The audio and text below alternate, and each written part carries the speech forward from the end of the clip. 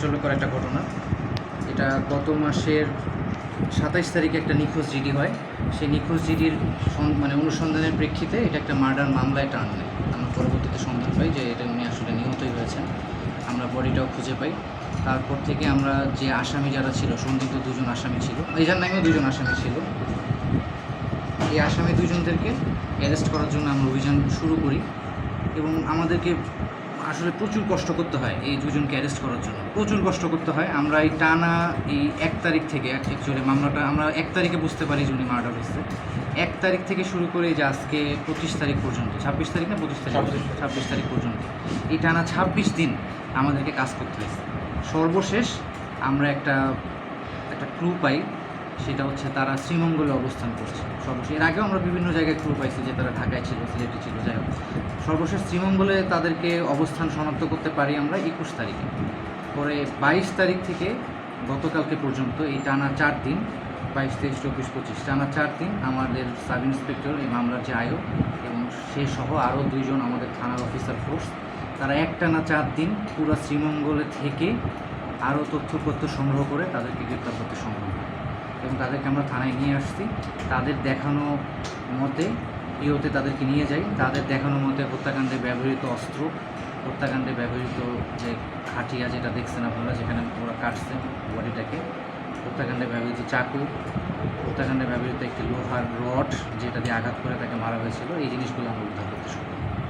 এবং এই ঘটনাটার মোটিভ যেটা মনে হচ্ছে আমাদের কাছে এখন পর্যন্ত, সেটা হচ্ছে টাকা পয়সা সংক্রান্ত। টাকা পয়সার লোভে সেই কাজটা করছে এবং রাজু তাদের দীর্ঘদিনের কেয়ারটেকার, যে আমাদের 1 নম্বর আসামি। আরও আমরা ডিটেলস, আমাদের অভিযানের ডিটেলসটা আপনাদের সাথে কালকে শেয়ার করবো। অ্যাকচুয়ালি আমরা 1 তারিখ থেকে এই টানা এই 25 তারিখ পর্যন্ত আমরা 25 দিন কী ধরনের কাজ করেছি এবং কী ধরনের প্রবলেম আমাদের ফেস করতে হয়েছে। তারা খুব চালাক ছিল, এই জন্য আমাদেরকে বিভিন্ন প্রবলেম ফেস করে দেন আমাদেরকে অ্যারেস্ট করতে সক্ষম হয়েছে। এই ব্যাপারগুলো কালকে আপনাদেরকে ডিটেলস আমাদের স্যার আপনাদের সময় সবাই গিয়ে স্যার একটু আমি জানতে চাই একটা মিনিট। যেহেতু আসামি বিভিন্ন জায়গায় তারা বিভিন্ন কক্সবাজার শুনেছি গেছে, বিভিন্ন জায়গায় দেশে বিভিন্ন প্রান্তে গেছে, সর্বশেষ তার অবস্থান ছিল আপনার শ্রীমঙ্গল।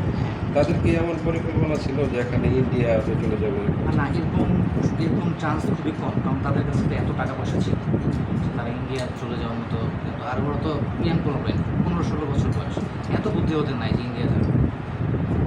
এটা আমরা আশঙ্কা করছিলাম প্রথমে। পরে যখন তাদের ফ্যামিলি হিস্ট্রি ডিটেলস, আমরা তাদের ডিটেলসটা নিচ্ছি, তাদের একদম আদ্যপান্ত আমরা নিচ্ছি।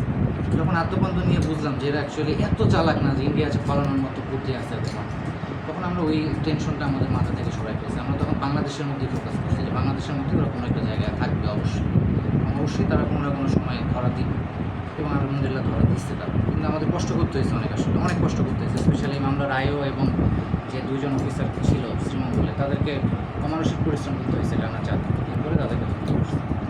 ঠিক আছে স্যার, আরেকটা বিষয় রাখেন স্যার, 1 মিনিট স্যার। আপনার সে তো 23 তারিখ বাড়িতে আসছে স্যার। হ্যাঁ 23 তারিখে বাড়িতে আসছে, 27 তারিখ ফুলবাড়ি থানায় একটা সাধারণ ডায়েরি হয়েছে স্যার। হ্যাঁ এর মাঝখানে স্যার হত্যাকাণ্ডটা কবে হয়েছে স্যার? হত্যাকাণ্ড হয়েছে হচ্ছে 24 তারিখ। 24 তারিখ। এটি কি তার বাড়িতে কোথায়? বাড়িতে। এই ডিটেলসটা নিয়ে না, এটা কালকে স্যার ডিটেলসটা আমরা আপনাদের জানাবো। এটা কোনো কিছু আমাদের গোপন রাখার তো কিছু নাই।